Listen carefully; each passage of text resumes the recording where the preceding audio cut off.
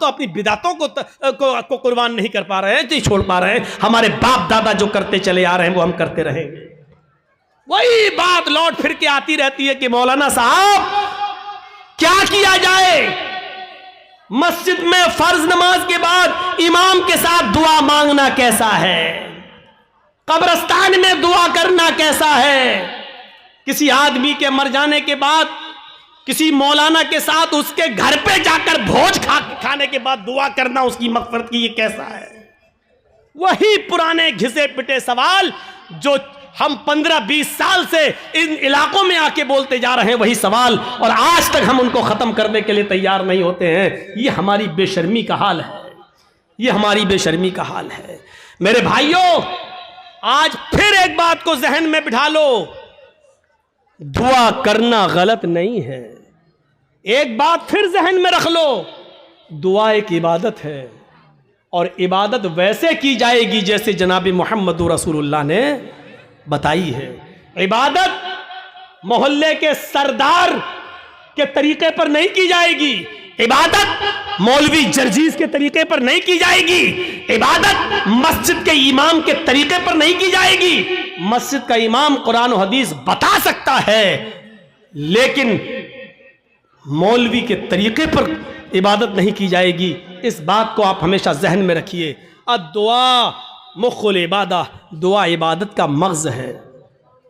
दुआ के लिए आपको कोई मना नहीं करता है। दुआ जहां अल्लाह के रसूल ने हाथ उठाकर की है आप करिए, कोई मना नहीं करता है।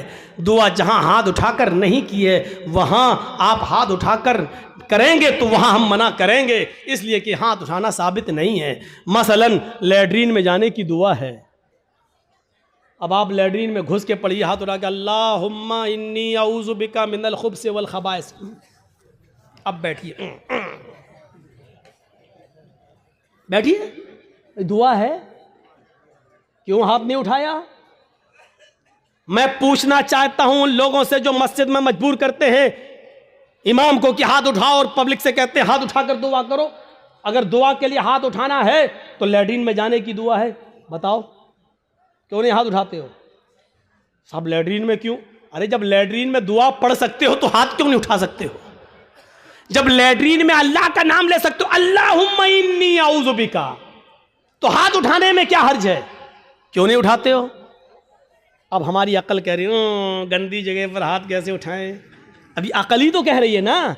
तो मैं कह रहा हूं गंदी जगह पर फिर अल्लाह का नाम क्यों ले रहे हो? नहीं साहब, वो तो अल्लाह के नबी ने बताया है, तो अल्लाह के नबी ने बताया तो यहाँ अल्लाह के नबी ने हाथ नहीं उठाया तो हम हाथ नहीं उठाएंगे। अच्छा, खाना खाओ, क्या दुआ है? बिस्मिल्लाह या बिस्मिल्लाहि व अला बरकतिल्लाह, ये दुआ है खाना खाने की। अब आप खाना बैठो, जर्जी साहब खाना लग गया, बिस्मिल्लाह, अब हम खाएं,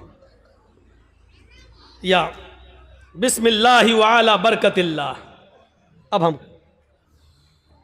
बोलिए। चलो ये तो लैट्रीन नहीं है, ये तो घर है। यहां पर हाथ उठाकर अगर कोई आदमी दुआ करे बिस्मिल्लाह या बिस्मिल्लाह व अला बरकतिल्लाह, तब खाना खाए, कैसा लगेगा आपको? क्यों नहीं उठाते हो? ये भी तो दुआ ही है। साहब अल्लाह के नबी ने नहीं उठाए इसलिए हम नहीं उठाए।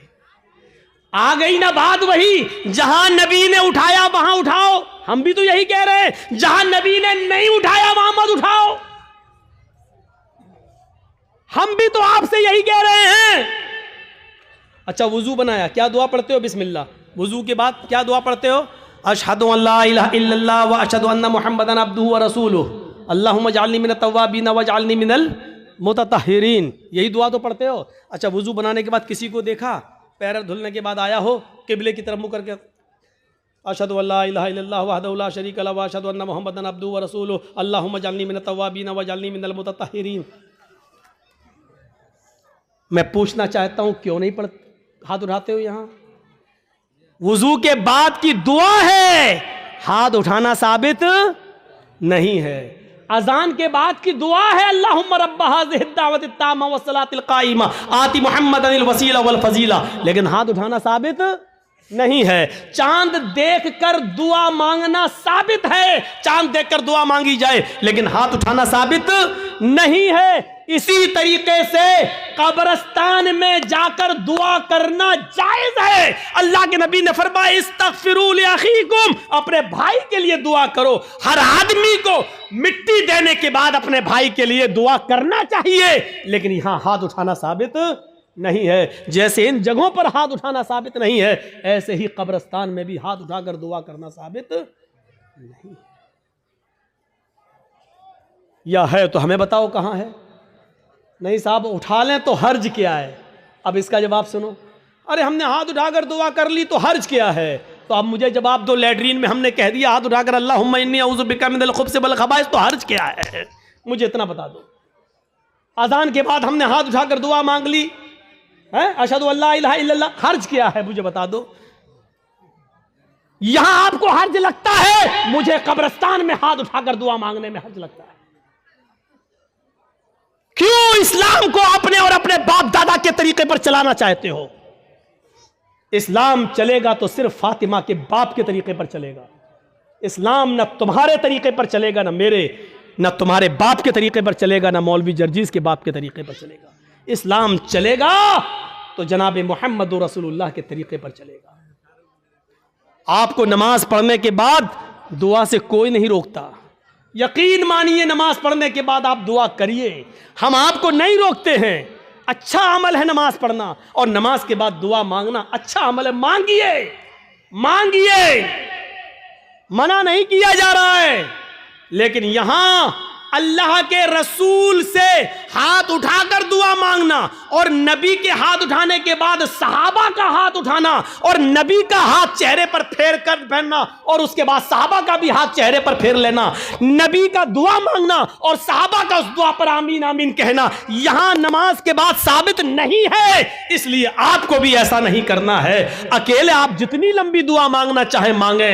आपकी बेटी बड़ी है, शादी के रिश्ते आते टूट जाते हैं, नमाज के बाद दुआ मांगिए, अल्लाह मेरी बेटी को कोई दीनदार रिश्ता अता फरमा दे। आपकी रोजी रोटी में बरकत नहीं, अल्लाह मुझे मेरी रोजी रोटी में बरकत दे। आपको जितनी दुआ मांगना मांगो, ये 2 मिनट वाली दुआ को रस्म मत बनाओ मेरे भाई। इमाम साहब ने कहा अस्सलाम वालेकुम बरहमतुल्लाह, अस्सलाम वालेकुम बरहमतुल्लाह, अल्लाहुम्मा आमीन,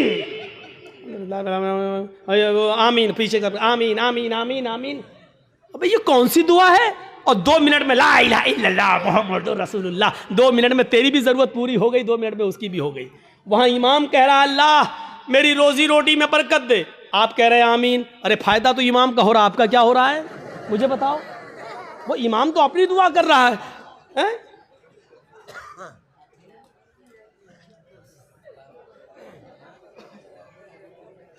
अब इमाम बेचारा कुंवारा है, शादी नहीं हुई है, इमाम कह रहा अल्लाह मुझे दीनदार लड़की अता फरमा दे, आप कह रहे हैं आमीन। फायदा तो इमाम का हो रहा, तुम्हारा क्या हो रहा है?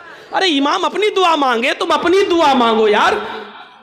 इमाम की अपनी जरूरतें हैं, तुम्हारी अपनी जरूरतें हैं।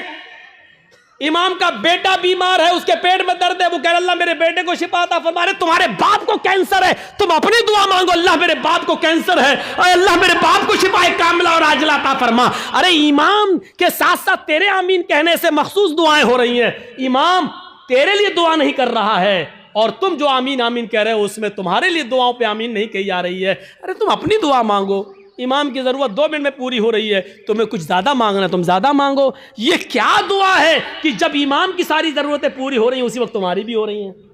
2 मिनट में तुम्हारी भी दुआ हो गई, उसकी भी दुआ हो गई। अब हमने कुछ और मांगना था, लेकिन अब हम नहीं मांग पा रहे हैं क्योंकि इमाम ने हाथ फेर लिया, हमें भी फेरना पड़ रहा है? अब हमें कुछ और मांगना है। मेरी बीवी हमें कुछ समझती ही नहीं है, अब अल्लाह मेरी बीवी को मेरा फर्मा बरदार बना दे। अब इमाम तो हाथ फेर चुके हैं, अब कैसे दुआ मांगे? अब मांगना चाह रहे हैं लेकिन हाथ गिर भी नहीं रहे, लेकिन मजबूरी में फेरना पड़ रहा है। अब फेरना पड़ा, अब मुंह में कहना पड़ रहा अल्लाह मेरी बीवी को हिदायत दे। इसको आदत मत बनाइए मेरे भाई। दुआ को हम मना नहीं कर रहे हैं, नमाज के बाद भी दुआ को मना नहीं कर रहे हैं। दुआ को हम सिर्फ इसलिए मना कर रहे हैं कि सलाम फेरने के बाद आदमी आज़ाद हो गया है। वो अपनी दुआ मांगे, आप अपनी दुआ मांगिए। वो 2 मिनट मांगो, 5 मिनट मांगो, 10 मिनट मांगो, 15 मिनट मांगो, आधा घंटा मांगो। और दुआ तो मेरे भाइयों मजमे में है, सही बताऊं तो दुआ का हक अदा ही नहीं होता है। दुआ का हक अदा तो तन्हाई में होता है, जब कोई ना देख रहा हो, 2 रकात नमाज पढ़ के अपने आप को सबसे छिपा कर, रो रो कर, आंखों से आंसू बहा बहा कर दुआ की जाए, तब दुआ का मजा कुछ और है। मेरे भाइयों, ये दुआ का मजाक है। अल्लाह गांव में बहुत ज़्यादा लफड़ा, अल्लाह मेरे गांव में बरकत दे, अल्लाह मेरे चौधरी को समझा दे, अल्लाह मेरे ये आमीन आमीन मोहम्मद रसूलुल्लाह। ये दुआ का मजाक है यार, मत बनाओ मजाक। इतना मजाक दुआ का कभी नहीं बनाया गया जितना हम दुआ का मजाक बना रहे हैं। हाथ उठाकर भी मांग सकते हो, लेकिन अकेले तन्हा।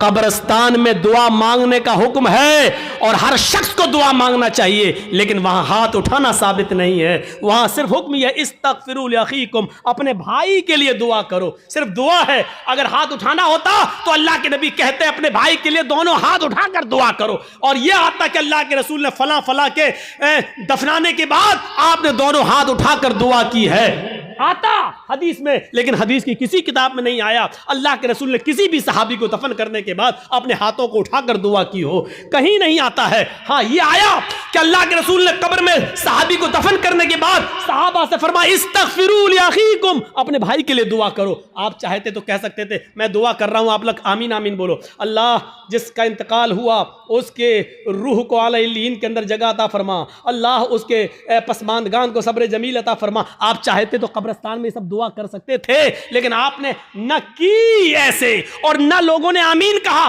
बल्कि आपने सबको हुक्म दिया कि तुम अपने भाई के लिए दुआ करो। यानी तुम अपनी दुआ करो, हम अपनी दुआ कर रहे हैं। दुआ सब करें लेकिन अलग अलग करें, और हाथ उठाना यहां साबित नहीं है, इसलिए हाथ ना उठाया जाए।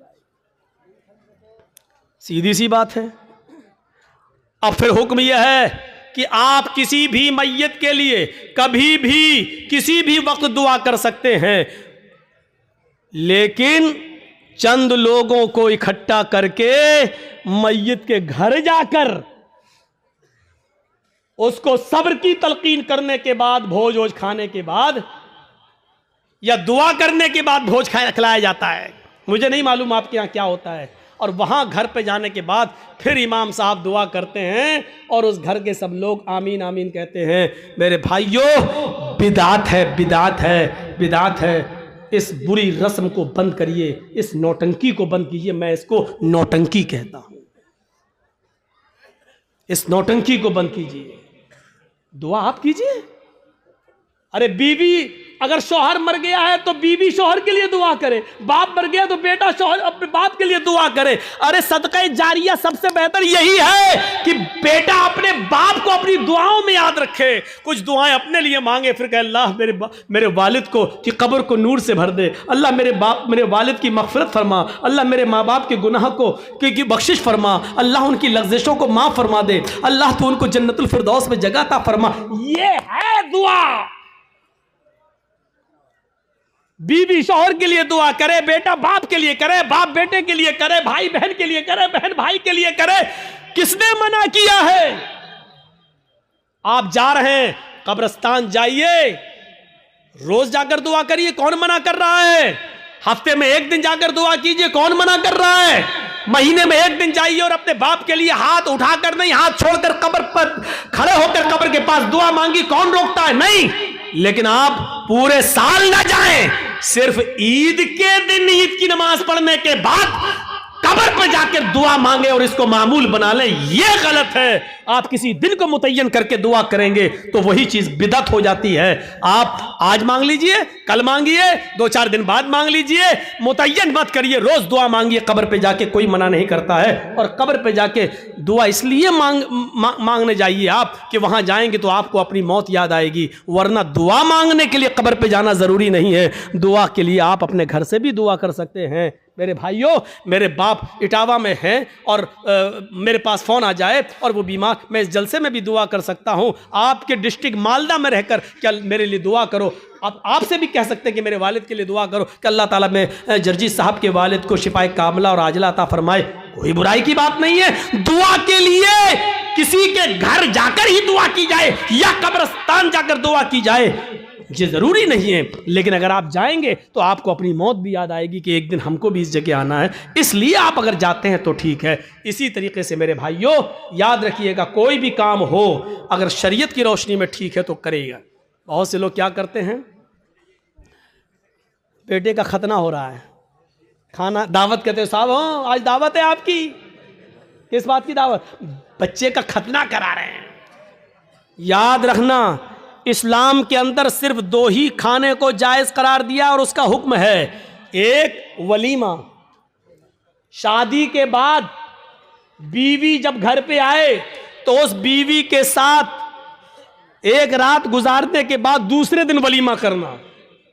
बहुत से लोग ये कहते हैं कि बीवी के साथ जब तक मुजामियत या हमबिस्तरी न कर ली जाए वलीमा नहीं, बीवी आ गई, रात आप उसके साथ बैठ गए, 2-4 गुफ्तगू हो गई, बातें हो गई, बस हो गया, उसके बाद सुबह होकर आप वलीमा कर सकते हैं, जायज़ है आपके लिए।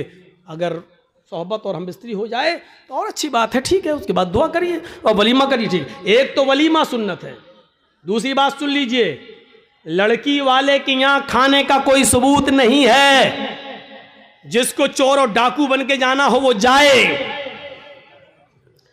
लड़की वाले को न खिलाने का हुक्म है, न लड़की वाले के यहाँ जबरदस्ती बैठकर खाने का हुक्म है, न शरीयत ने लड़की वाले को खिलाने का मुकल्लफ बनाया है, वलीमे को सुन्नत कहा है। एक सहाबी अल्लाह के नबी के पास आए, आपने देखा उनके कपड़ों पर कुछ पीलापन है, जाफरान लगी हुई है, खुशबू आ रही है, आपने कहा ये क्या? कहा अल्लाह के नबी शादी कर ली। अच्छा, सैयबा से या बाकिरा से, कुंवारी या शादीशुदा थी, तलाकशुदा?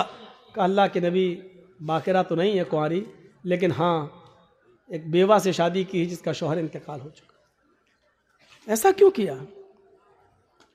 कुंवारी से शादी करते। कहा अल्लाह के नबी मेरे माँ बाप का इंतकाल हो चुका है और वो इस दुनिया में नहीं है, मेरी छोटी छोटी बहनें हैं, मेरी छोटी छोटी बहनें हैं, मैंने सोचा कि एक ऐसी औरत से निकाह करूं जिसको बच्चे पालने की महारत हो, तजर्बा हो, ताकि वो मेरी बहनों की अच्छी तरबियत कर सके, इस मकसद से मैंने शादी की। आपने कहा अच्छा कोई बात नहीं, वलीमा किया? कहा नहीं। आपने कहा वलीमा करो, देखिए हुक्म है, औलिम वलौ बिशातिन, वलीमा करो, अगर ज़्यादा ताकत नहीं तो एक बकरी ही का करो, लेकिन करो। वलीमा करने से लोगों को पता चल जाएगा कि इसकी शादी हुई है, ये लोग नाजायज़ तरीके से नहीं रह रहे हैं, जायज़ तरीके से रह रहे हैं। वलीमे का हुक्म है, वलीमा करना चाहिए।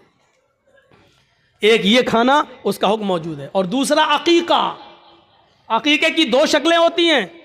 2 शक्लें ये हैं कि 7वें दिन जब आप बच्चे का अकीका करें तो मोहल्ले के लोगों को आप बुलाकर अपने घर खिला भी सकते हैं, लेकिन मोहल्ले वालों को बुलाने के साथ साथ गरीबों का ख्याल रखा जाए। ऐसा ना हो कि सिर्फ अमीर आएँ और गरीबों को नज़रअंदाज कर दिया जाए, क्योंकि गरीबों का हक ज़्यादा है इसमें। गरीब और मिस्कीन ढूंढे जाएँ, कौन है ज़रूरतमंद, उनकी दावत दी जाए। एक तो ये तरीका है। और दूसरा तरीका अकीके का ये है कि अगर आप सबको बुलाकर अपने घर नहीं खिलाना चाहते हैं तो अगर लड़की है तो 1 बकरी, लड़का है तो 2 जानवर ज़िबा करके उसका गोश्त गरीबों, मिस्कीनों में और मोहल्ले के लोगों में तकसीम कर दिया जाए, तब भी आपका अकीका हो जाएगा। अपने घर खिला भी सकते हैं। ये एक अकीका। अकीके के अलावा, वलीमे के अलावा और कोई खाने का हुक्म और सबूत नहीं है हदीस के अंदर। यहां तक कि कोई हाजी हज करके आता है और वो खुशी में अपने गांव वालों को खिलाता है, इसका मतलब यह है कि वो अपने हज की रिया और नमूद कर रहा है, दिखावा कर रहा है, लोगों को ये बता रहा है कि देखो मैं हज करके आया हूं, इस खुशी में मैं लोगों को खाना खिला रहा हूं। हाजी को हज का खाना भी नहीं खिलाना चाहिए। अगर ऐसी इबादतों पर खाना खिलाना जायज़ होता तो फिर नमाजी को नमाज पढ़ के आने के बाद भी खिलाना जायज़ होता। फिर ईद की नमाज पढ़कर भी किसी को दावत दे तो उसकी दावत भी जायज़ होती। मेरे भाइयों, क्योंकि यह इबादत है और फिर इबादत पर फिर एक आम रस्म बन जाएगी। फिर ज़कात देने वाला ज़कात देने की खुशी में खिलाएगा, लो आज हमने इतनी ज़कात दी। फिर रमज़ान का रोज़ा रखने के बाद, 30 रोज़े पूरे होने के बाद फिर लोग की दावत दे, ओ मैंने 30 रोज़े रख लिए। लो, हज भी एक इबादत है। जब इन इबादतों पर आप किसी को खाना नहीं खिलाते हैं तो हज पर भी आप किसी को खाना नहीं खिला सकते। जब हज जैसी इबादत पर खाना नहीं खिला सकते तो फिर खतने का खाना कैसे जायज़ हो सकता है? मेरे प्यारे साथियों, खतने का खाना जायज़ नहीं है। हम इस आयत के पसे मंजर में अपने हालात का जायजा लें। जब हम समाज में, सोसाइटी में, मुआशरे में अपने समाज का जब जायजा लेते हैं तो पता ये चलता है कि सबसे ज़्यादा जलील हम हैं, सबसे ज़्यादा रुस्वा हम हैं, सबसे ज़्यादा बेइज्जत हम हैं, सबसे ज़्यादा परेशान हम हैं। इसका मतलब क्या है? अल्लाह ने तो ये कहा कि व अंतुमुल आलौन, हम हुकूमत तुम्हें देंगे, हम सबसे ज़्यादा बुलंदी पर तुम्हें रखेंगे, तरक्की हम तुम्हें देंगे, इज्जत हम तुम्हें देंगे। लेकिन यहां तो उल्टा है, बिल्कुल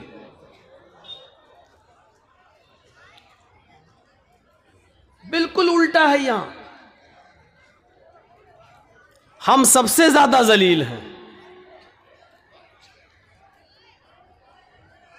हमने गौर नहीं किया अपने किरदार पर। हमें देखकर लोग इस्लाम की तरफ जुड़ते थे, आज हमें देखकर लोग ये महसूस करते हैं कि ये मुसलमान है। क्या ये इस्लाम की दावत है? क्या ये इस्लाम की तालीम है? थोड़ा बहुत जो करीब होता भी है वो हमसे दूर हो जाता है।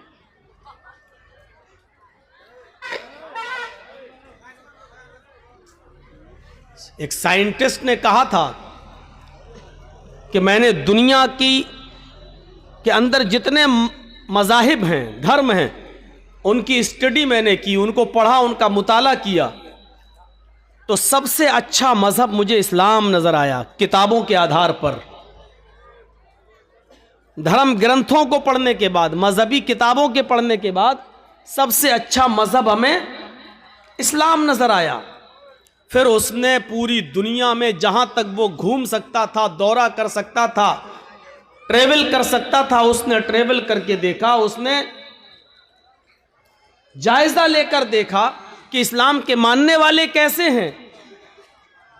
तो उसने बरजस्ता ये कहा कि जब मैंने किताबों को पढ़ा तो दुनिया का सबसे बेहतर मज़हब मुझे इस्लाम लगा, लेकिन जब मैंने दुनिया का दौरा किया तो मुझे बिगड़ी हुई कौमों में सबसे ज़्यादा बिगड़ी हुई और सबसे ज़्यादा बदकमाश कौम हमें मुसलमान नज़र आई। इस हकीकत का एतराफ़ हमें और आपको करना पड़ेगा। हमारा मज़हब सबसे अच्छा, लेकिन हमारा किरदार, हमारा अखलाक उस मज़हब की रोशनी में अमल करके होना क्या चाहिए था। लेकिन पूरी दुनिया में सबसे ज़्यादा बिगड़ा हुआ अगर कोई है तो वो मुसलमान। कभी हमने गौर किया इस बात पर?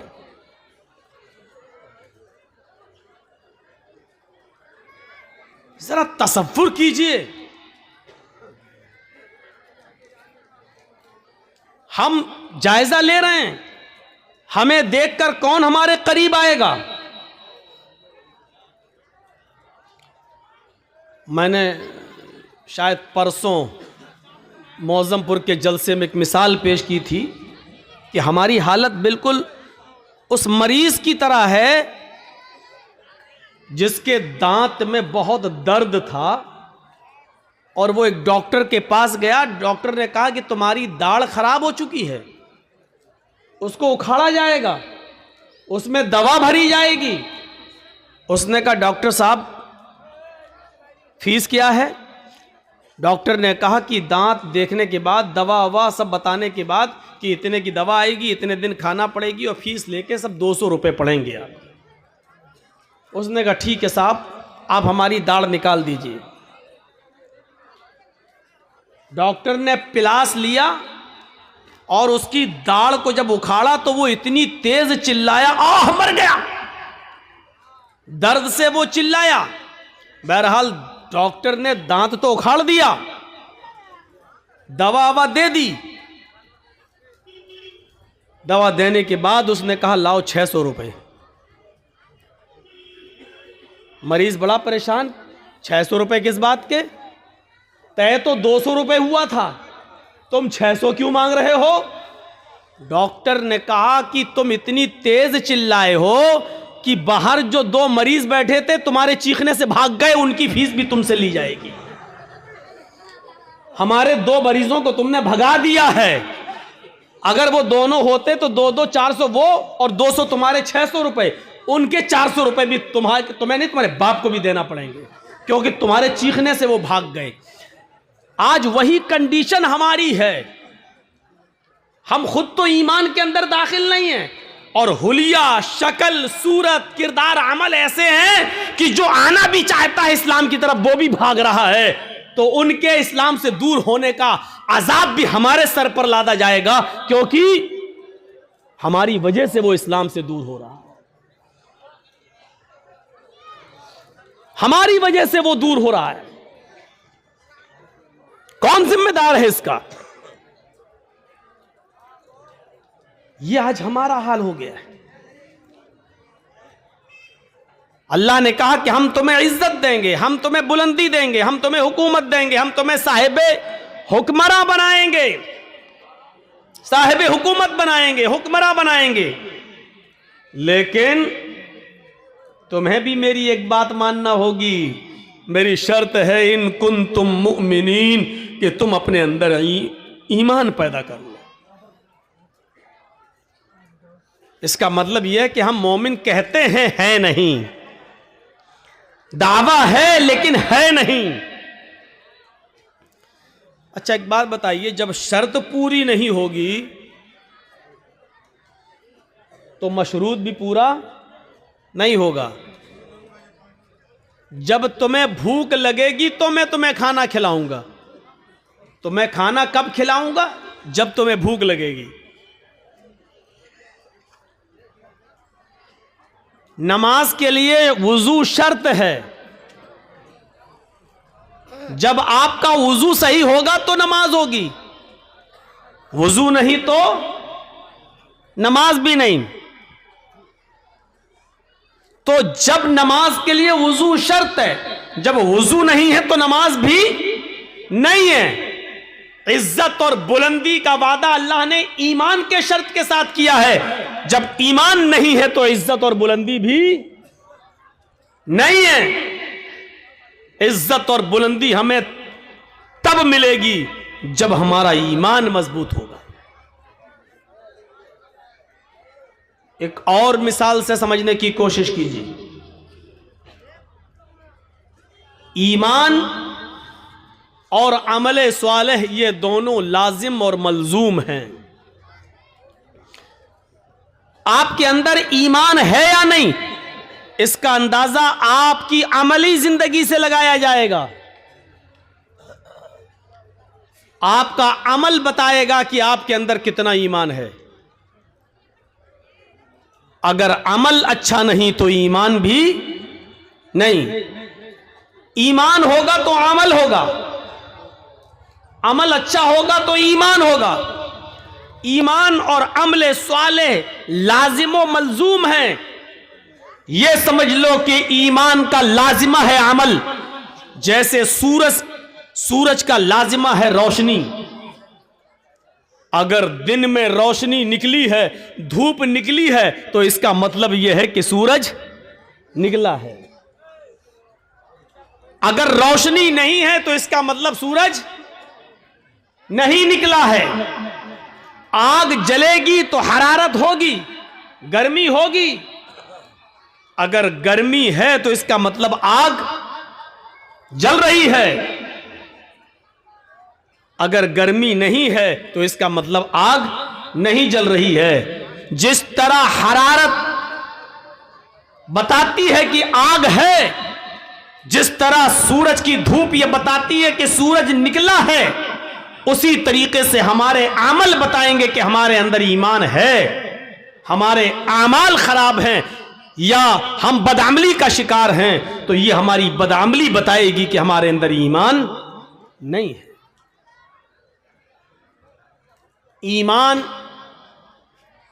इकरार है और अमले स्वाले उसी इकरार का अमली नतीजा है। सिर्फ इकरार काफी नहीं है, उस इकरार के मुताबिक आपका अमल भी होना चाहिए। जर्जीत साहब एक लेबर का काम करते हैं, लेबर हैं, मजदूर हैं। आपने कहा जर्जीत साहब हमारी ये दीवार खड़ी कर दोगे? मैंने दीवार देख के कहा दी हाँ ठीक है 5 दिन लगेंगे, मैं मिस्त्री हूं, कितना पैसा लोगे? 1000 रुपया 1 दिन का। ठीक है 5 दिन में हमारी दीवार खड़ी हो जाएगी? जी खड़ी हो जाएगी। 5000 रुपया लगेगा? कहा ठीक है हम दे देंगे। जर्जीत साहब आपसे वादा कर लिए, इकरार कर लिया और 5 दिन आपके यहां काम करने पहुंचे ही नहीं हो, 5 दिन के बाद पहुंच गए कि साहब लाइए 5000 रुपया दीजिए। आप दे देंगे? नहीं देंगे। गुस्सा और हो जाएंगे, कमीने जब तुझे आना नहीं था तो पहले बता देता, मेरे 5 दिन बेकार तो नहीं जाते। ओ वो सब हमें नहीं सुनना है, आप हमें 5000 रुपये दीजिए। आपने वादा किया था कि हम 5 दिन के बाद 5000 रुपये देंगे। वो आदमी कहेगा पागल हो क्या, रांची के पागल खाने में भर्ती करूं तुम्हें क्या? अरे मैंने इकरार किया था कि तुम्हें 5000 रुपये दूंगा, तो तुमने भी वादा किया था कि 5 दिन में हम तुम्हारी दीवार बना देंगे। तुमने दीवार बनाई? जब तुमने दीवार नहीं बनाई तो हम तुम्हें पैसा कैसे दें? नहीं देंगे। हम इकरार करते हैं अल्लाह के अलावा हमारा कोई माबूद नहीं और मोहम्मद अल्लाह के रसूल हैं।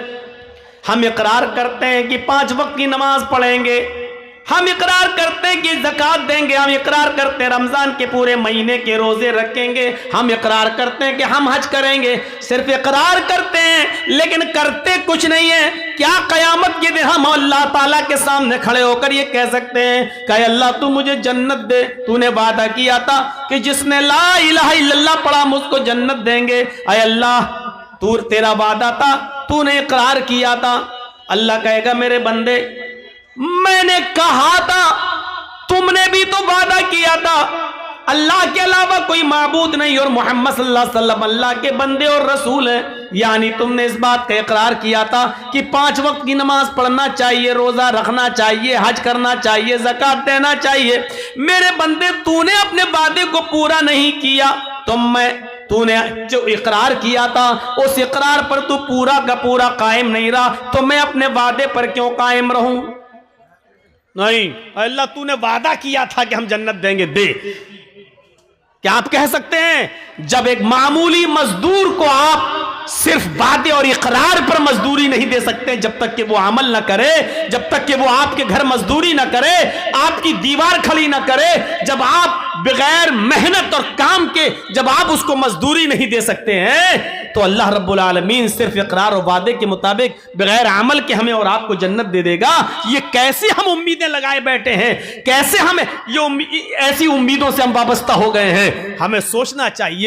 ईमान इकरार का नाम है और अमले स्वाले उसी इकरार के वादे का नाम है। इस इकरार के मुताबिक तुम वादे पर पूरा पूरा अमल करोगे तो फिर तुम्हें मजदूरी मिलेगी, वरना हमें मजदूरी नहीं मिलेगी। ईमान हमारी बुनियाद है। अब भाई उठना बैठना बंद कर दीजिए, जिसको जहां